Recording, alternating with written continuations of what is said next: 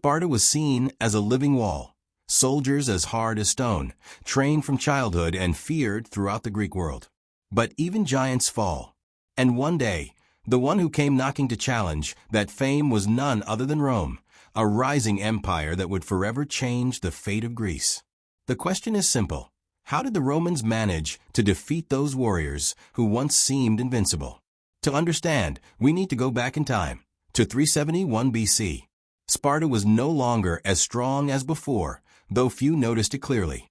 For centuries, they dominated battles and spread fear. But their confidence was starting to crack. The proof came at the Battle of Leuctra on July 6th of that year, when they faced the Theban army, led by the military genius Epaminondas. Picture the scene.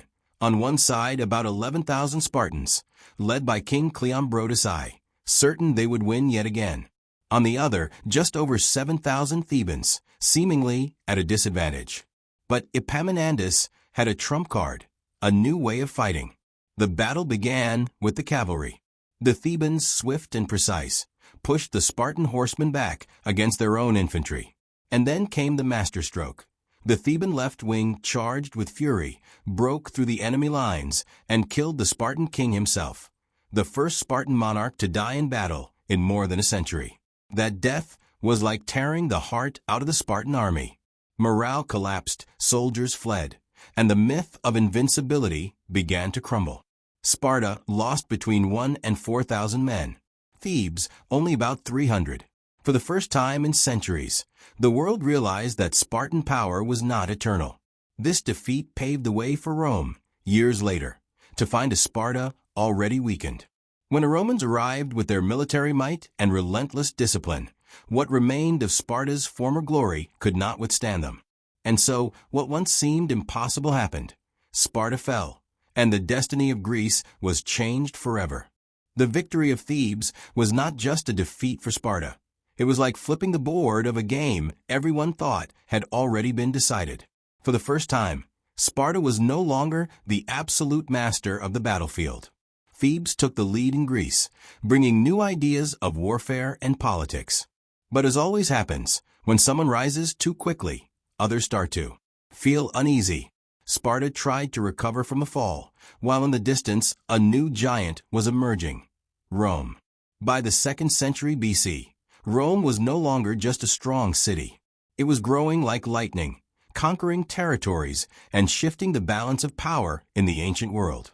After defeating Carthage in the famous Second Punic War, the one where Hannibal crossed the Alps with elephants, Rome consolidated itself as the master of the Western Mediterranean.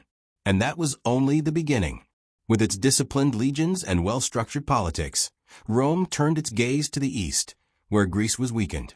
The great city-states, Athens, Sparta, Thebes, still had culture and tradition, but they were fragmented and exhausted by endless internal wars. The Achaean League, a union of Greek cities that sought to preserve independence, soon realized that Rome was becoming an ever greater threat. Rome, on the other hand, knew how to play the game. At first, it presented itself as a friend, offering military aid, forming alliances, and promising protection. But in practice, these agreements benefited the Romans far more than the Greeks. They gained influence, wealth, and even land. Meanwhile, Rome kept expanding. It increasingly controlled trade routes across the Mediterranean and forged strategic alliances wherever it suited. And when anyone dared to resist, the Roman legions took action, swift, efficient, and almost impossible to defeat. With each victory, Rome made it clear, no one could ignore its power anymore. Rome did not conquer only with swords, but also with words. It was like a cunning player, forging alliances, promising protection, and gaining powerful friends, while at the same time intimidating and crushing anyone who dared to say no. By the middle of the 2nd century BC, its presence in Greece was impossible to ignore. The city-state still tried to preserve a little autonomy, but Rome wanted more. It wanted to rule everything. The Achaean League, which dreamed of uniting Greece under one banner, became a direct target of this empire that knew no limits. Rome did not accept rivals. By 146 BC, it was no longer just a rising power, but the power that decided the fate of everyone around it. And when the League decided to attack Sparta, a Roman ally, it was like poking a lion with a short stick. The response was swift and brutal. Rome sent Consul Lucius Mummius, a relentless commander. He marched with his legions without haste, but with the certainty of someone who knew he would win. City after city of the Achaean League fell like dominoes. None could withstand Rome's might, until finally, the path led to the heart of the resistance, Corinth. What happened there was a spectacle of destruction. Rome did not just want to win, it wanted to send a message to the whole world. Corinth was looted, burned, and reduced to rubble. The men who survived the battle were killed or taken as prisoners. Women and children were sold as slaves. And the city, once one of Greece's greatest cultural centers, was simply erased from the map, as if Rome wanted to destroy even the memory of its courage. With the fall of Corinth, the Achaean League ceased to exist. Greece, once the cradle of culture, philosophy, and legendary warriors, was officially incorporated into the Roman Republic. And the message was clear. From that moment on, the destiny of Greece would be written by the hands of Rome. Greece, which had once been made up of several independent cities, each full of culture and their own traditions, was now trapped under the weight of Rome. The territory was divided into two provinces, Achaea and Epirus. Corinth, the city that had been brutally destroyed, would later be rebuilt by Julius Caesar, but never again as before, now under the Roman banner. The so-called Achaean War was not just the end of a conflict. It was the end of the Greek dream of freedom. With the fall of the Achaean League, Rome firmly established itself as the absolute power of the Eastern Mediterranean. But in this scenario, one question arises.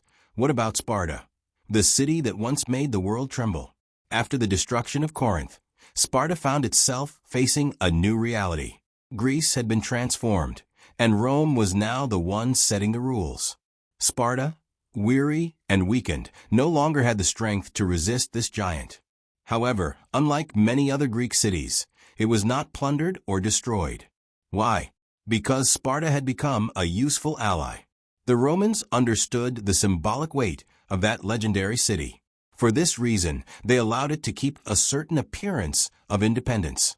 But there were no more warriors marching through its streets, no more unbeatable armies trained from childhood. The glory of the past had been left behind. As the centuries passed, Sparta lost its political and military importance. It became a shadow of what it once was, remembered more for its stories and legends than for real power. Rome grew, conquered new lands, and wrote its own history, while Sparta slowly faded from the world stage. What remained was memory, the myth of the Spartan warriors, which inspired even the Romans themselves, but which would never again become reality. If the fall of Sparta and the rise of Rome kept you hooked until now, imagine how many other stories we can explore together. Leave your like to support our work, subscribe to the channel so you don't miss any episode, and share this video with anyone who also loves diving into the past.